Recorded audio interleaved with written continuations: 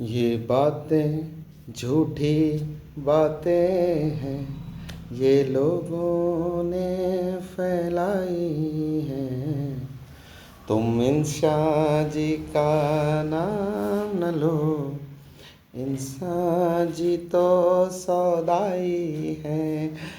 ये शेर कॉलेज के ज़माने में हम गुनगुनाया करते थे। कोई एक सीरियल आता था, उसके अंदर होता था, ये बातें झूठी बातें हैं, ये लोगों ने फैलाई हैं। ऐसी एक झूठी बात से मैं पर्दा उठाने के लिए आज ये वीडियो बना रहा हूँ। लाइट चली गई है, लेकिन कम रोशनी में मैं वीडियो बना रहा हूँ। लास्ट तक देखना, आपकी ज़िंदगी की एक सबसे बड़ी प्रॉब्लम सॉल्व करूँगा जो FM/SM से रिलेटेड है।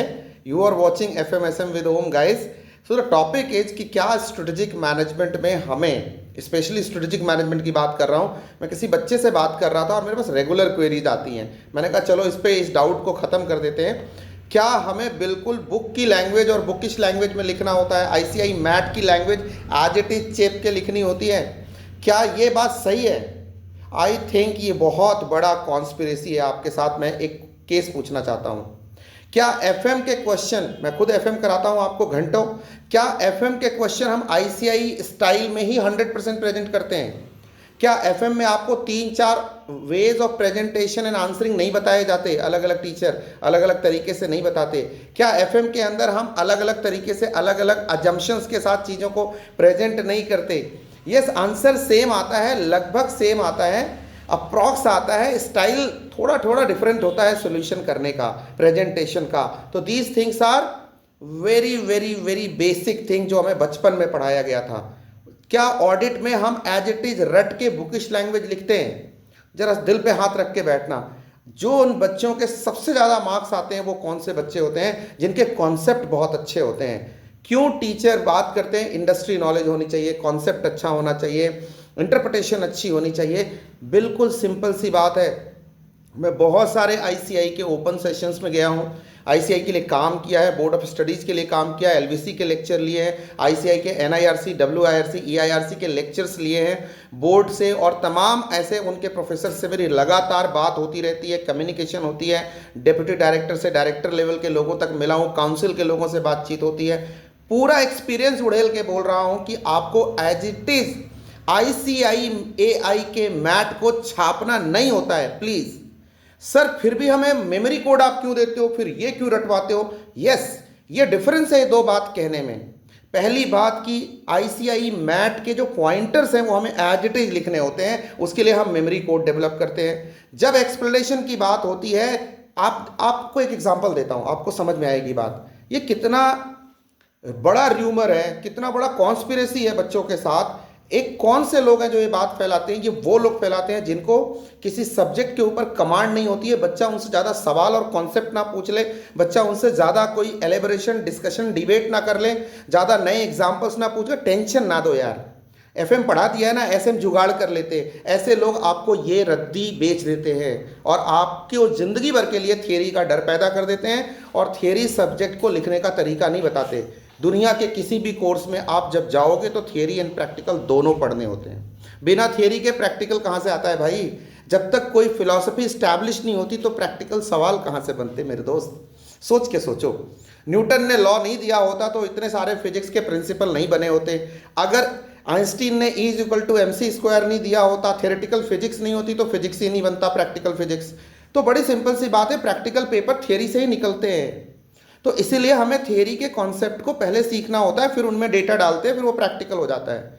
तो आप जुगाड़ नहीं कर सकते। तो ऐसे लोग ये रूमर आपको फैलाते हैं, बेच देते हैं, आपके कॉन्सेप्ट वीक होते जाते हैं, आपकी थियरी वीक होती है, फिर आपको डर पैदा होता है, फिर आप मैट रटने चलते हो। भाई, जिस बंदे ने मैट लिखा है, मैंने लिखा है, मैं आपको बता रहा हूँ, उस बंदे को बोलो कि वही मैट दोबारा लिख, तो अलग लैंग्वेज में लिखेगा वो। कॉन्सेप्ट सेम रहेंगे, टेक्निकलिटीज सेम रहेंगी। पॉटर्स मॉडल, पॉटर का वैल्यू चेंज नहीं हो जाएगा, पॉटर 5 फोर्सेस, पॉटर की जेनरिक स्ट्रेटजी नहीं हो जाएगी, वो वही रहेगी। लेकिन लैंग्वेज तो बदल सकती है ना, मीनिंग सेम रहेगी, लेकिन लैंग्वेज, किसी आदमी को देखा होगा अपनी बोलचाल में एक लैंग्वेज की स्पेशल टोन यूज करता है वो।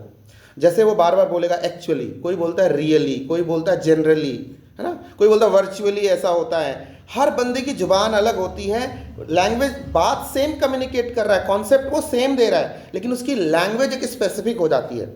हर बच्चा सही कॉन्सेप्ट को आईसीआई के पॉइंटर लगा के सही एक्सप्लेनेशन के साथ, सही मीनिंग एंड कॉन्सेप्ट के साथ अपनी लैंग्वेज में लिखे, उसको पूरा नंबर मिलेगा। बिल्कुल भी आईसीआई ने कहीं ऐसा नहीं लिखा। आईसीआई खुद कहता है हाँ, 5 फोर्सेस की जगह अगर जेनरिक स्ट्रेटजी लिखोगे, डिफरेंशिएशन को डाइवर्सिफिकेशन की एक्सप्लेनेशन दोगे तो फिर वो गलत है ना। लेकिन डाइवर्सिफिकेशन की 4 डेफिनेशन हो सकती है, स्ट्रेटजी की 500 डेफिनेशन हो सकती है, आईसीआई की जो डेफिनेशन लिखी है उसमें एक वर्ड आगे पीछे हो सकता है, ऐसा हो सकता है। आईसीआई थोड़ा ही कहता है रोटेन लर्निंग करो, वो तो खुद कहता है हम रोटेन लर्निंग हटा रहे हैं, तभी तो एसबीक्यू, एमसीक्यू, ये सब चीज़ें हम लेके आ रहे हैं, और प्रैक्टिकल क्वेश्चन लेके आ रहे हैं, प्रैक्टिकल जो अपने सिनेरियो बेस्ड क्वेश्चंस लेके आ रहे हैं, डिस्क्रिप्टिव में भी ज़्यादा से ज़्यादा क्यों लेके आ रहे हैं, ताकि आप रट रट के ना चेपो। लेकिन फिर आपको वही माल बेचने के लिए, अपनी दुकान चलाने के लिए समझाई जाती है, ये बातें झूठी बातें हैं, ये लोगों ने फैलाई है। 20% ये सच है जहां पॉइंटर्स की बात है, 80% ये बात झूठी है, अर्ध सत्य है, इससे पर्दा उठा दिया है। प्लीज अपने सब्जेक्ट पे जाओ। ऑडिट में तो तुम बड़े कॉन्सेप्ट की बातें करते हो, लॉ में तो तुम बड़े कॉन्सेप्ट की बातें करते हो, वहां तो टीचर नहीं कहते कि आप लॉ बेयर एक्ट थोड़ी रट पाओगे यार। तो भाई एसएम का भी स्टडी मैट नहीं रट सकते। पॉइंटर याद रखो, कॉन्सेप्ट को सीखो, अप्लाई करना सीखो, उसकी लैंग्वेज, कॉम्पिटिटिव एडवांटेज को यार कॉम्पिटिटिव एडवांटेज ही लिखोगे तुम, और उसकी एक्सप्लेनेशन भी दोगे तो यही लिखोगे, getting an edge over the rivals, getting winning over the rivals और द कॉम्पिटिटर्स। वर्ड्स बदल सकते हैं, थीम वही रहेगा, we have to get an edge over the rival, ये बेस है। अब इसको लिखने के 4 तरीके हो सकते हैं, आप लिख दो, आपको नंबर पूरे मिलेंगे। आईसीआई कभी नहीं कहती कि मैं नंबर काट के 0 कर दूंगा आपको, और कभी नहीं कहती कि जो सजेस्टेड आंसर मेरे पास है मैं वही चिपकाऊंगा। लेकिन अगर कर्ट लेविन की फिलॉसफी है और उसमें 3 स्टेजेस दिए हुए हैं, तो वो 3 स्टेज वही होंगे जो आईसीआई ने दिए हैं, और कर्ट लेविन ने भी अपनी बुक में भी वही 3 दिए हैं, उसको नहीं बदल सकते आप।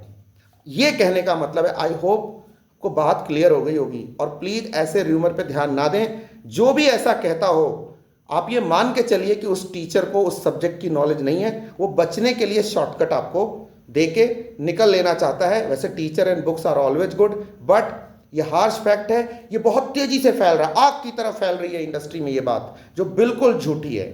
मैं आईसीआई का one of the closest person रहा हूँ इस सब्जेक्ट को लेकर के, तो मैं इस बात को जानता हूँ, और मेरी ये जिम्मेदारी है कि मैं आप तक लेके जाऊँ। इस ट्रैप में फंसने की वजह से 80% बच्चे इस पेपर से डरते हैं, और वो लास्ट मोमेंट तक रटने की कोशिश करते हैं, और फिर उनके एग्ज़ाम पे इसका असर देखने को मिलता है। जिस सब्जेक्ट में आप 50 तक ला सकते हो, आप उसमें 20-25 लाने की जुगाड़ ढूंढ रहे होते हो। वाह रे दुनिया, कमाल होगी भाई। 20 नंबर और 10 नंबर के प्रैक्टिकल, इसमें 30 नंबर तो ऐसे हैं जिसमें रटने की कोई ज़रूरत ही नहीं है, जिसमें पूरा कॉन्सेप्ट ही काम आता है, एसबीक्यू प्लस प्रैक्टिकल क्वेश्चंस। तो कौन कहता है कि मॉड्यूल की लैंग्वेज एज इट इज उठा के line to line, word to word वही पैरा चेपने होते हैं। आईसीआई के मैट लिखने वालों को बोलो जरा चेप के दिखाओ, वो ना चेप पाएंगे, फिर तो ऐसे किसी को नंबर नहीं आएंगे। फिर ये 48 नंबर 47 नंबर अपनी क्लास में कहाँ से आते हैं? सोचो सोचो, ये बातें झूठी बातें हैं, ये लोगों ने फैलाई हैं। All the best. ऐसे र्यूमर्स पे ध्यान नहीं देने का, कॉन्सेप्ट और एप्लीकेशन और अपनी इंडस्ट्री नॉलेज को तगड़ा करने का। सब्जेक्ट अपने आप तगड़ा होगा। 20% रट्टा वो तो ज़रूरी है भाई, वो तो आप एग्ज़ाम दे रहे हो ना, तो उतना तो रटना पड़ता है। बट कॉन्सेप्ट के बाद मेमोरी, कॉन्सेप्ट है तो मेमोरी होए, मेमोरी है तो कॉन्सेप्ट की कोई गारंटी नहीं है। All the best.